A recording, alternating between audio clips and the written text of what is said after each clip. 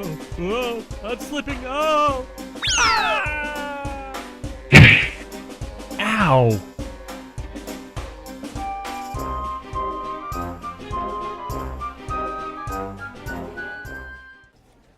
Hey guys, welcome back to Jay Plays. Today we're doing something a little bit different. This is a game called The Stanley Parable. It was originally a Half-Life 2 mod, and somehow it completely slipped under my radar, and I feel terrible about that because, my god, is this amazing. Anyway, it was really popular. It's eventually gotten to this point where it's basically a standalone game now, and it is fucking amazing. And so we're going to go ahead and slip this in here between Doom 3 and Minecraft, and I'm going to add this to my regular rotation until I feel like I've shown you everything there is to see about this. And with that, I probably am not going to talk a whole lot because you'll see.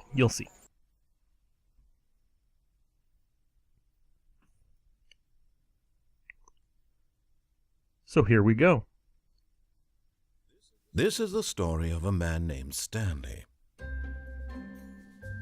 Stanley worked for a company in a big building where he was employee number 427.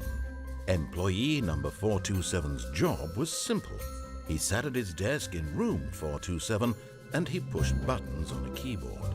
Orders came to him through a monitor on his desk, telling him what buttons to push, how long to push them, and in what order. This is what employee 427 did every day of every month of every year. And although others might have considered it soul-rending, Stanley relished every moment that the orders came in, as though he had been made exactly for this job. And Stanley was happy. And then one day, something very peculiar happened. Something that would forever change Stanley. Something he would never quite forget. He had been at his desk for nearly an hour when he realized that not one single order had arrived on the monitor for him to follow. No one had showed up to give him instructions, call a meeting, or even say hi. Never in all his years at the company had this happened, this complete isolation. Something was very clearly wrong. Shocked, frozen solid, Stanley found himself unable to move for the longest time. But as he came to his wits and regained his senses, he got up from his desk and stepped out of his office. Okay, so that's what we're going to do. That's what the narrator said we do. Doesn't seem to be anybody here. All of his co-workers were gone. What could it mean? Stanley decided to go to the meeting room. Perhaps he had simply missed a memo.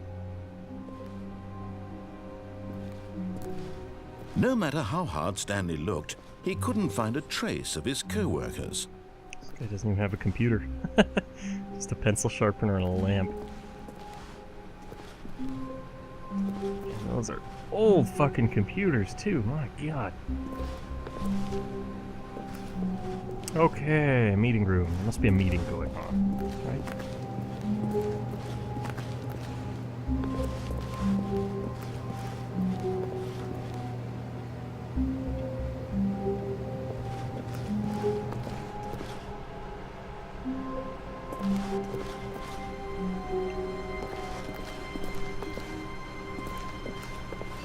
When Stanley came to a set of 2 open doors, he entered the door on his left.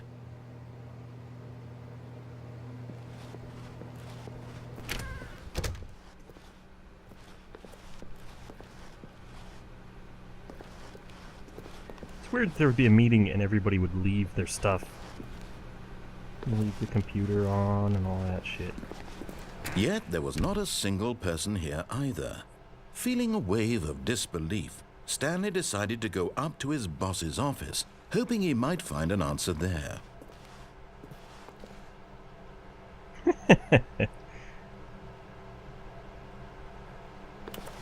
Well, guys, let's go up and see my boss. It's very strange. Does anyone have any theories about what's happened yet? Go ahead and pause the video right here, post them in the comments. I'd love to hear what you guys are thinking. Coming to a staircase, Stanley walked upstairs to his boss's office. Okay.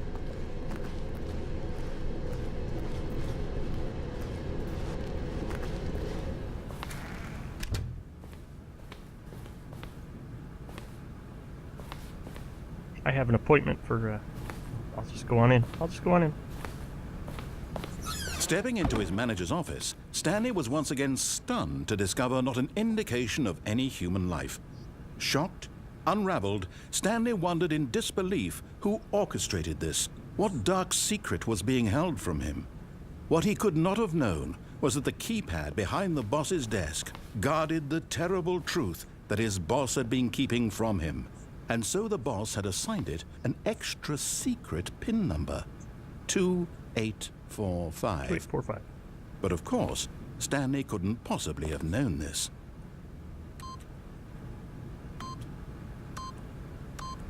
Yet incredibly, by simply pushing random buttons on the keypad, Stanley happened to input the correct code by sheer luck. Amazing. He stepped into the newly opened passageway. What the fuck? Okay.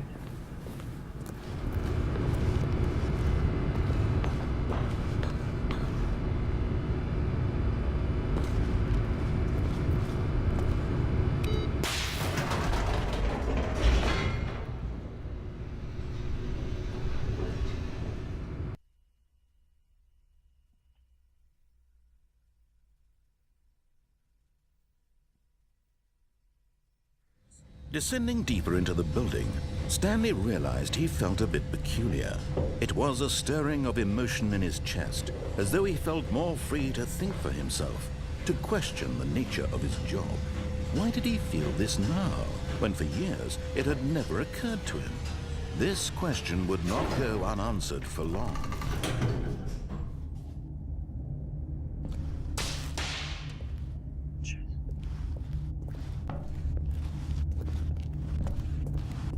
Stanley walked straight ahead through the large door that read Mind Control Facility. Yes, he does.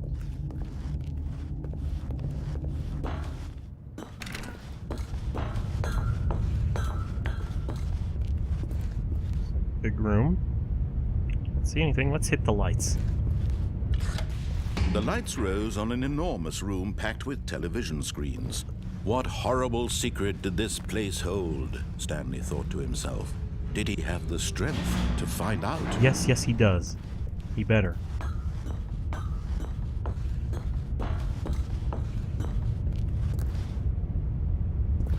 Looks like a security camera. Let's see what happens. Now the monitors jumped to life, their true nature revealed. Each bore the number of an employee in the building, Stanley's co-workers. The lives of so many individuals reduced to images on a screen, and Stanley, one of them, eternally monitored in this place where freedom meant nothing.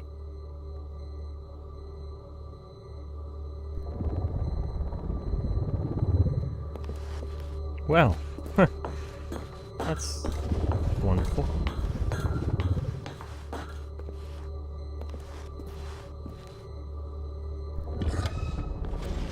This mind control facility, it was too horrible to believe. It couldn't be true. Had Stanley really been under someone's control all this time? Was this the only reason he was happy with his boring job? That his emotions had been manipulated to accept it blindly?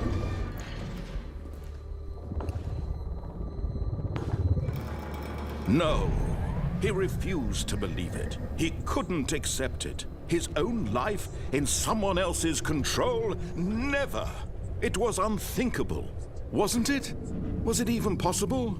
Had he truly spent his entire life utterly blind to the world? But here was the proof, the heart of the operation. Controls labeled with emotions, happy or sad or content. Walking, eating, working, all of it monitored and commanded from this very place. And as the cold reality of his past began to sink in, Stanley decided that this machinery would never again exert its terrible power over another human life. For he would dismantle the controls once and for all.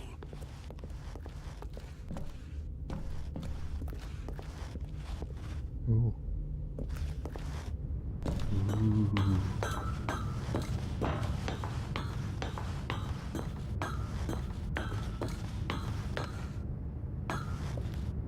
System power on or off? We're gonna turn it off. I'm sorry!